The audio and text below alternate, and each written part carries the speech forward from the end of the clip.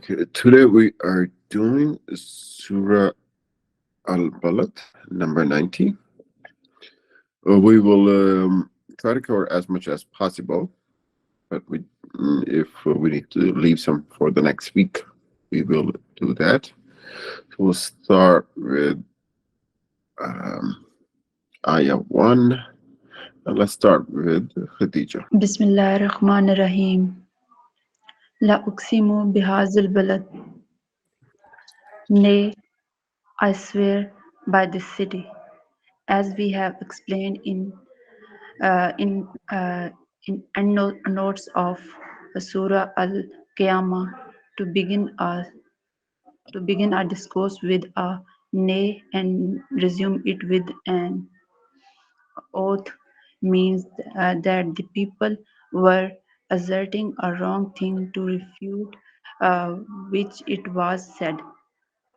Nay, the truth is not that which you seem to assert, but I swear by such and such a thing that the truth is this and this. As for the question, what it was to refute with this discourse was sent down. It is indicated by the theme that follows. The disbelievers of Makkah said that there were nothing wrong with the way of life that they were following, as if to say, eat, drink, and be merry. For tomorrow we die in the natural process of time. Muhammad, peace be upon him, without any reason, is finding fault with this way of life and warning us that we would add uh, warning warning us that we would at some point in the future be called to account for it and rewarded uh, and punished accordingly. This city, the city of Makkah, there is no need here to explain why an oath was begin sworn by this city. The people of Makkah were well aware of the background and importance of their city and knew how in the midst of desolate mountains in an uncultivated barren valley, the Prophet Abraham, peace be upon him, had brought his wife and suckling child and left them there without any support. How he had built a house there and proclaimed to the people to visit it as pilgrims when there was no soul for miles around to hear the proclamation, and then how the city had eventually become the commercial and religious center of Arabia and was blessed with such sacredness that there was no other place of security beside it in that lawless land for centuries. Okay, just a few words. Okay. The first one I see underlined is warning. Warning. Yeah, warning. So when you get a warning, it's like you're getting something is cautioning you. Like be careful. Sometimes when you see those, I guess sometimes when there's a wet floor, there might be a warning that says caution, wet floor. Yeah, and she read it like a warning, like war. So the A here sounds like whoa, wow. Yeah. Okay. Okay.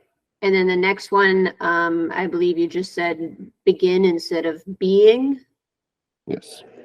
Being. Yeah, being. So that's just one of our to be verbs. Something's happening, something is existing. The next one is just the name of the prophet Abraham. So just say Abraham. Ibrahim. Yeah, and usually Muslims or Arab-speaking people call him Ibrahim, right? Ibrahim. Yeah. But I guess in America people just call him Abraham. And then the next one is support. Support. Let's try it again. Support. Support. Yeah, that's good. So support. Mm-hmm. And to support is just to help, to assist. Okay, very good. Next, Umar. Bismillahirrahmanirrahim. Wa anta hillu bihadal balad. This city wherein you have been rendered violable. Three meanings of the words in the text have been given by the commentators. That you are a resident of the city and your residence here has further enhanced the glory of the city. That although this city is a sanctuary, a time will come when for some time it will become lawful for you to fight and kill the enemies of the true faith here. That in this city where even killing of animals and cutting of trees is forbidden for the people of Arabia, and where everyone is living in perfect peace. You, O Prophet, have no peace and persecuting you and devising devising plans to kill you has been made lawful. Here, two words. Okay, so the first word is sanctuary. Sanctuary. Yeah. And I think you said sanctuary for some reason. So sanctuary. Good job. Go Yeah, ahead, good Jessica. job. And a sanctuary is like a haven, like somewhere you go to for safety. A safe place, yes.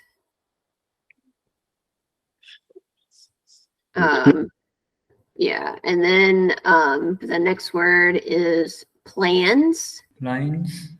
Let's try one more time. Plans. Plans. Yeah, that's better.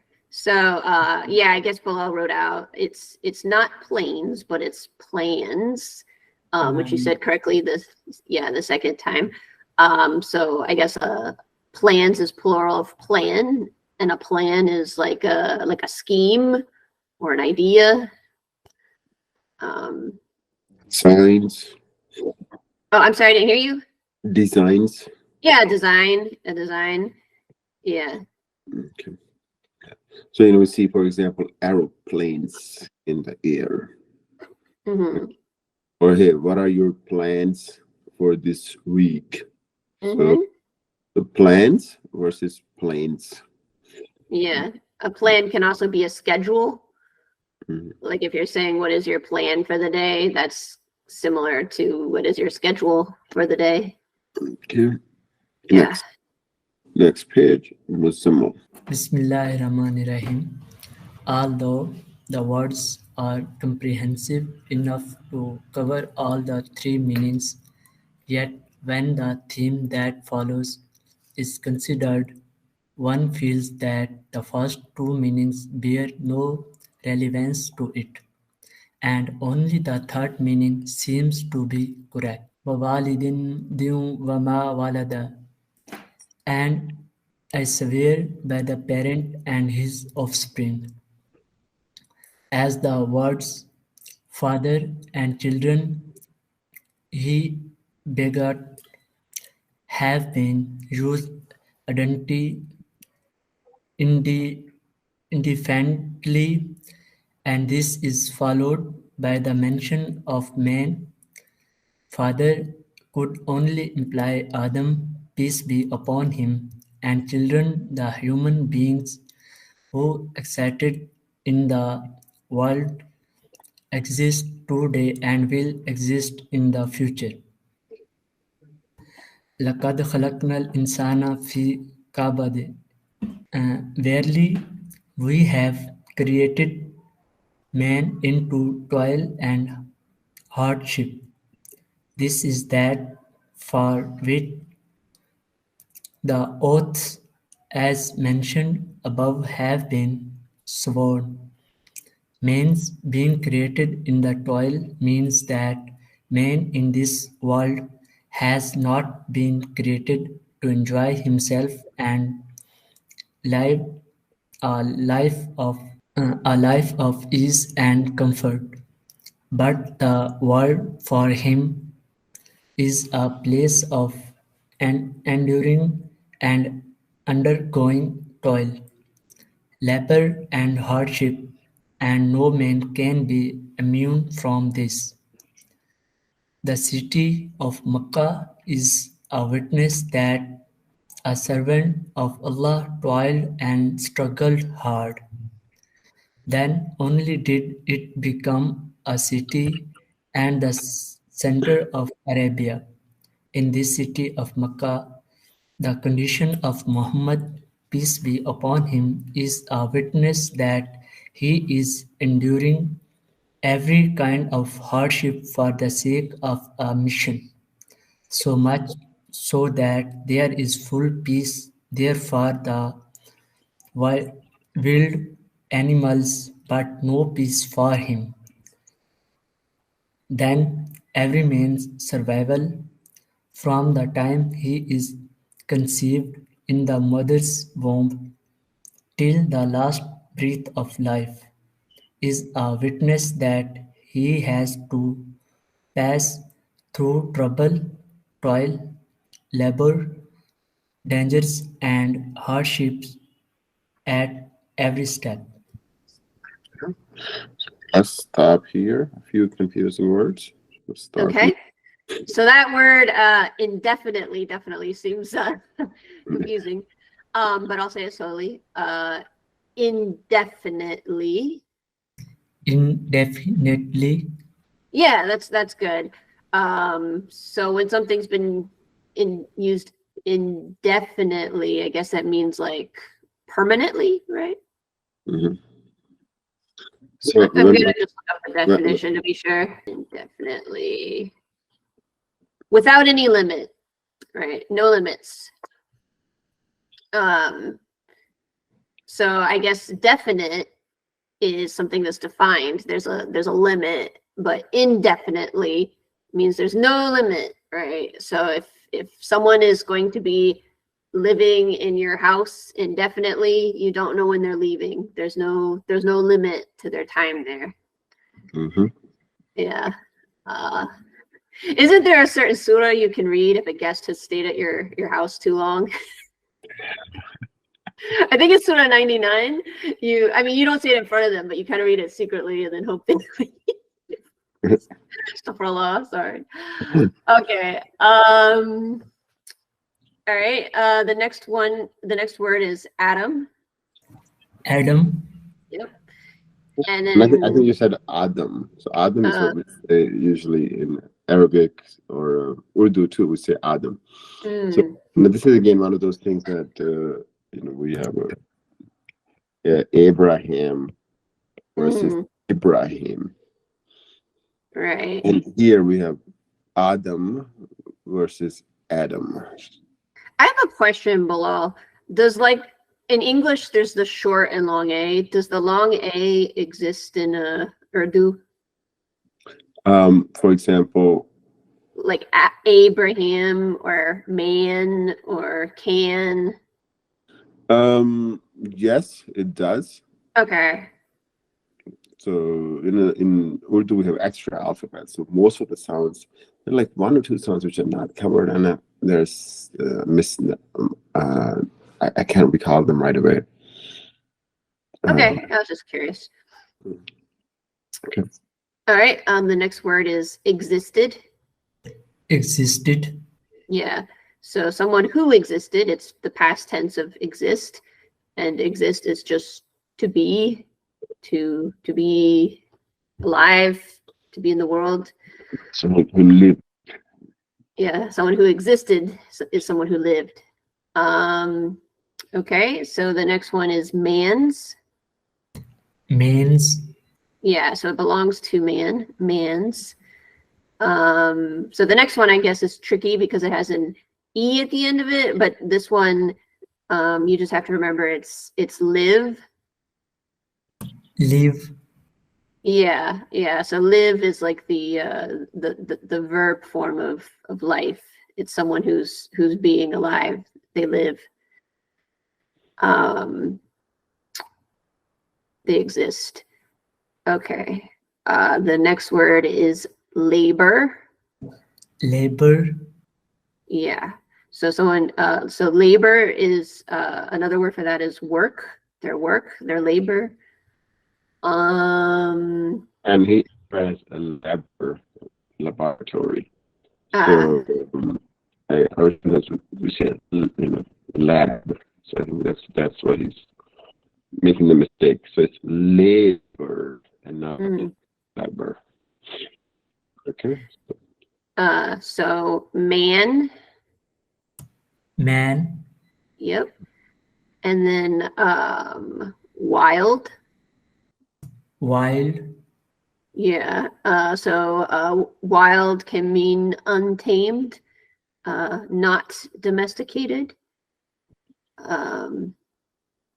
Okay. And then there's breath. Breath. I didn't hear the TH at the end, so let's try it one more. Let's try it another time. Breath. Breath. A little better, but I would practice that the at the end, like in the little article the. Can we say the? The. Yeah, now try breath. Breath. Yeah, there you go. You got it. Okay. So your breath is the air coming out of your mouth. Sunny. Yes, sir. Go ahead. The most fortune of us is also exposed to grave dangers of death before birth or of elimination by abortion while in the mother's womb. At birth, he is only a hair breadth away from death. After birth, he is so helpless that had there not been somebody to look after him, he would perish uncared for and unnoticed. When he became able to walk, he stumbled at every step. From childhood to youth and old age, he had to pass through such physical changes that if any change had taken a wrong turn, his very life would have been at stake.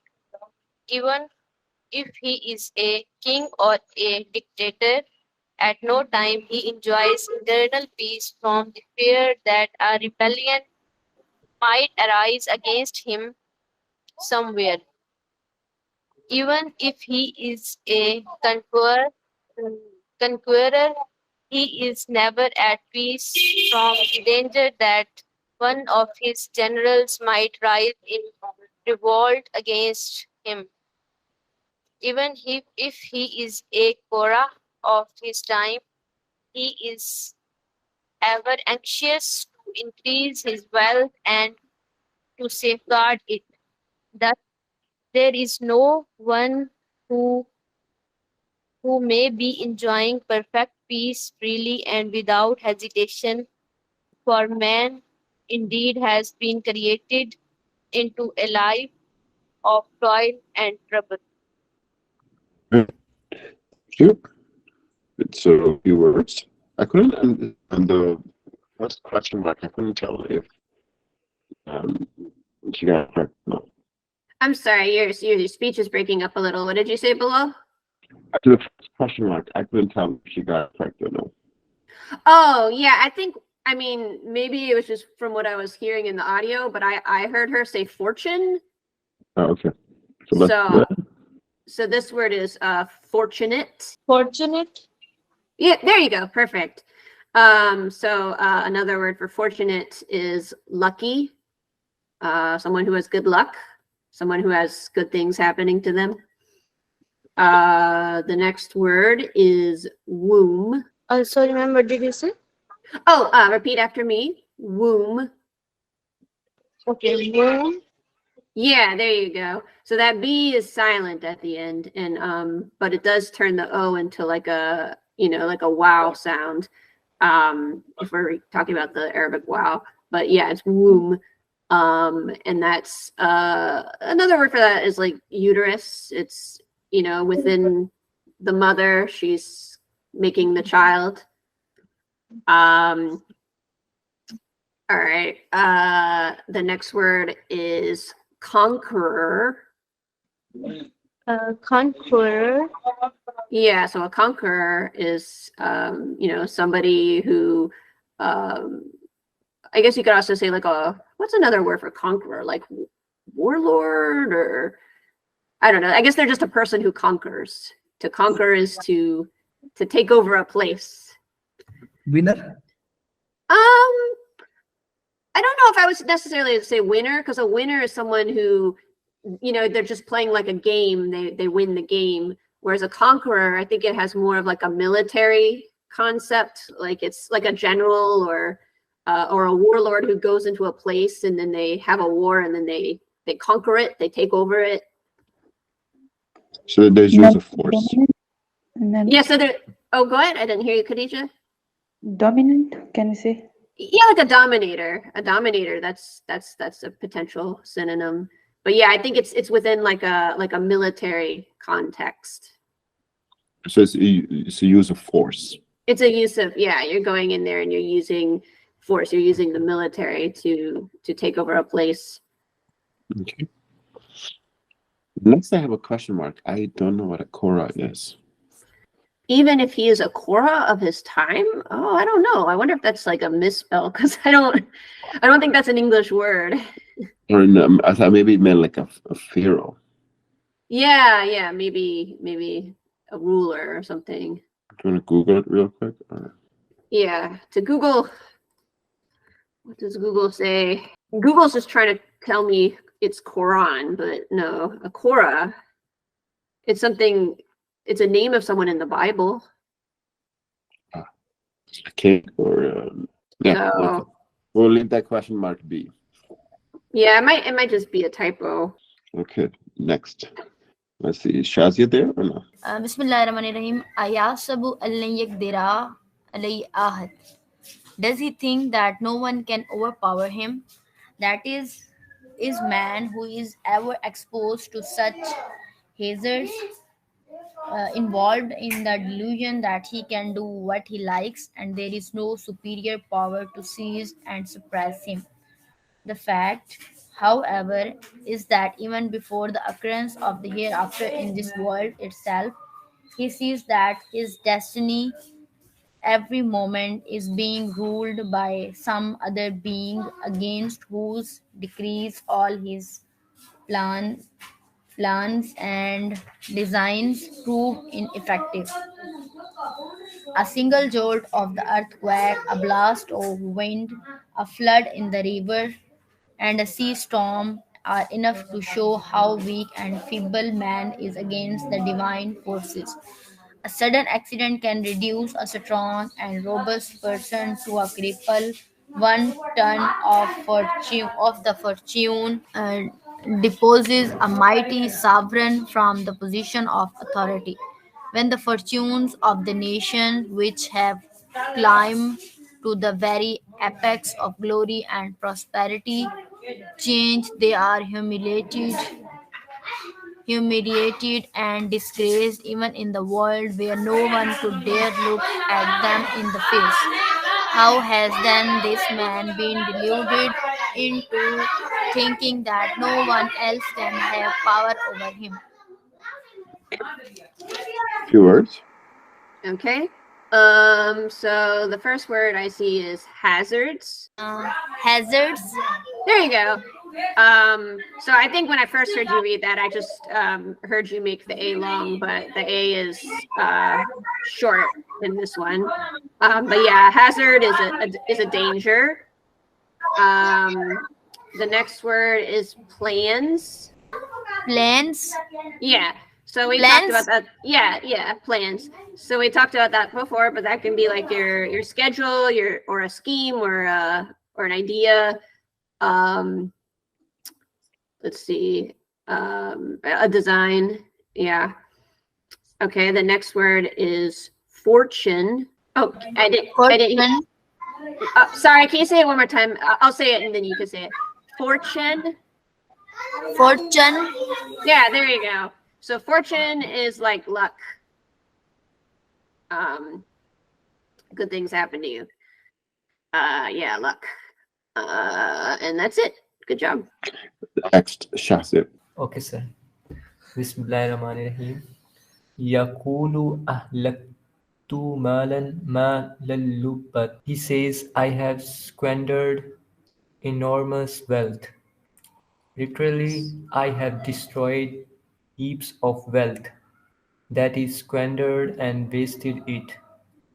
These words show how proud the speaker was of his wealth. The heaps of wealth that he spent was so insignificant as against his total wealth that he did not mind squandering it carelessly. And to what purpose did he squander it? Not for a genuine good cause, as become evident from the following verses, but for display of his wealth and expression of his pride and glory, bestowing rich awards on poetic admirers, inviting and feeding hundreds of thousands of people on marriage and death ceremonies, gambling away heaps of wealth, attending festivals with large entourages, trying to excel other in display of glory and grandeur, having heaps of food cooked on ceremonial ceremonial occasions, and throwing invitations to all and sundry to come and eat, or arranging and supplying running meals at the residence so as to impress the people around with one's generosity and large-heartedness. Such were the expenditures of ostentation which in the days of ignorance were regarded as a symbol of man's munificence and magnanimity, and a sign of his greatness. For these they were praised and admired, on these their praises were sung, and on account of these they prided themselves against the less fortunate. Okay, so let's do the first word again. Shazib. The A sounds like Alif Madda. So try again. Squandered. Perfect. Let's try again. All right. So I guess to squander is to waste. So he squandered. He wasted. Okay. So you want to repeat the word, Shazib? Squandered. Yeah, that's good. Squandered. Okay, so this next word is entourages. Entourages. Yeah, so that's the plural of the word entourage. And an entourage is like a group of people or a group of associates who usually kind of like crowd around like an important person, I guess you could say. Like if there's someone who's like a famous musician, they might have their own little entourage of groupies or people who just really like them and follow them everywhere. Like I'm sure Taylor Swift has her own entourage of groupies because she's very famous. So, so 1 second. So that's a very good example, like Taylor Swift in America, Yeah. right? Plus entourage. Yeah. So in Pakistan, for example, there are these people who sing traditional songs. They're like, I guess they're similar to the genre is similar to American blues. Oh, cool. Which is called Kawal or Kawali. Quali. So they always have a group with them. Mm. It's always a group performance. So you can always say, like there was a very famous song, a famous singer named Nusrat. So whenever you see his performance on TV, it's always like Kawal plus the party. Or you can say entourage. Mm-hmm. Because they always show up in that group. Yeah. So sometimes I see when I watch his performances, if it's a better translation, it will say Nusrat Kawal plus entourage. Oh, okay. Neat. Anyways, next. So the next word is excel. Excel. Yeah. So to excel others is to surpass others, to do better than other people. Like if you're really, I guess we're talking about music. So if you're really good at playing music and you're the best, you excel the other musicians. You are the best, or you're very good. Okay. The next word is 20 years ago, Nusrat was so good, he was invited all over the world. He excelled at his yeah. I think he sang in Central Park. He sang in Germany. He would be singing anywhere and everywhere with sold out crowds. Nice. All right. The next word is invitations. Invitations. Yeah, invitations. So that's the plural of invitation. An invitation is when you the noun of inviting someone or inviting someone to an event or asking them to come to an event. For example, when someone's having a wedding, they'll give you a little wedding invitation in the mail and it'll say, come to my wedding. It's at such and such date at such and such time. Well, not people are not issuing, paper invites anymore or paper invitations. I've seen a few paper invitations. It's kind of like a fancy thing of ooh. Oh yeah. No. People back in the day, everybody would issue like fancy paper. Now I've seen like sometimes people be like, oh, we are environment friendly, so here is your invite. Yeah, I did e-invites for my wedding just to be eco-friendly. Yeah, so there you go. So that's I think that's thoughtful. But I struggle with that e-invites or e-invitations. I was like, because they're easy to lose in the mail. I think it's just when you were for example, you sent in your e-invitations for your wedding, but I'm so used to looking at the fancy piece of paper for the wedding. So there's that association, there's that programming that I have. So even though rationally I can see why you should or why you did what you did and I should follow your example, emotionally I'm like maybe not. So it's actually for me an example of my own hypocrisy, I guess. On one end, I want to save the environment or save the world, but then I, if I'm sending invitations for anything right now in my life, I will send paper invitations. Something I gotta work on. Yeah, it makes sense. Just that association. All Okay.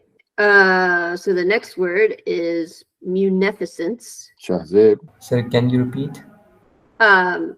Munificence. Munificence. Yeah, so munificence is the quality of being very generous. That's not a word that Americans say very much. It's more of like a fancy word. Most Americans would just say like generous. You like to give money, you like to give to charity. The next word is magnanimity. Or sorry, let me say it again. I think I said it wrong. Magnanimity. Yeah, that's it. Magnanimity. Magnanimity. Yeah. So when you magnanimity, it refers to kind of like bigness, or when you say something's magnanimous, you're saying, oh, that's very like large of you. Yeah, magnanimous. Or magnanimous is also generous too. When you're saying how magnanimous of you, or this person's magnanimity. I'm struggling with the word too, because it's also not a word that Americans commonly use. Just it's basically just generous. Like I will say, it's Jessica. It's a magnanimity of you to volunteer with us every Friday. Oh, thank you. And you're volunteering too, so it's magnanimous of you. That's my magnificence. Yes, your magnificence. Yeah. So, but these words are rarely used, but that's why I like this particular translation, because it brings in these very rich words. As Jessica would say, these are top shelf words. Right. The top shelf words. Yeah. Okay. The next, I have an arrow. That's because you did not stop at the period. Back to Umar. Okay, not Umar. Then Sumar. Ayasabu alam yarau ahadu. Does he believe that none has seen him? That is, does not this boaster understand that there is also a God above him, who sees by what means he obtained this wealth, in what ways he spent it, and with what intention, motive, and purpose he did all this. Does he think that God will put any value on his extravagance? His fame mongering and his boasting? Does he think that, like the world, God too will be deluded by it? Subtle words. Okay. So the first one's just a squiggle. It's doesn't, which is a contraction of does not. So you said it does not. So when you have a contraction, it doesn't. Yep. Okay. The next word is extravagance. Repeat after me. Yeah, I think we keep saying it the wrong time, so I'll say it one more time. Extravagance. Extravagance. Oh, so that G there, it's a G, so it's gens. Extravagance. Yeah, there you go. So yeah, I guess extravagance is like excess. It's like, in terms of spending, you're spending too much. you're you are unthrifty, you are excessive. If you're having a wedding, we were talking about weddings, you're spending like everything you have and more, and you're putting it all on the credit card. You're being very extravagant. Yeah. Yeah, I think the last sentence is a question, and not should there be a question mark at the end. So does he think that God will put any value on his extravagance, his fame mongering, and his boasting? Yeah, yeah. Sorry, that's the first arrow. That's just a period. He should have stopped there. Yeah. But that also has the same issue that should there be a question mark? Yeah, yeah. When the sentence starts with does, there's supposed to be a question mark because does is a question. Okay. Yeah, so you're right. Well, they've done such a good job everywhere else. They can mess up here and there. Yeah, I guess that's true. We'll let them mess up a little bit. Same thing at the last sentence too. That there should be a question mark. All right, next, Sumer. Okay, sir. Bismillahirrahmanirrahim. Alam naj'allahu aynayn. Did we not grant him 2 eyes? Walisanum wa shafatayn. And a tongue and 2 lips? That is, have we not given him the names of obtaining knowledge and wisdom? 2 eyes does not imply the eyes of the cow and buffalo, but human eyes, which, if used intelligently, can help man see all around himself. Those signs which lead to the reality and distinguish the right from the wrong. The tongue and lips do not merely imply the instruments of speech, but the rational mind behind these instruments, which performs the function of thinking and understanding, and then uses them for expressing its ideas, motives, and designs. Words? 2 words. Okay. So the first one is means. Means? Yeah, so the means are like your abilities, the ability of obtaining knowledge. I think he just mixed up the letters. He read names. Oh, okay. So it's exact same words in a different order. So Okay. Means and not names. Okay. Next. Okay. And then the next one is rational. Rational? Yeah, so rational, a good synonym for that is logical. Someone who has a good mind. They can think clearly. And that's it. We'll stop here. Okay. We got 1, 2, 3. Oh my God. A lot. Yeah. So 4 pages next time, and pretty intense ones too. Wow.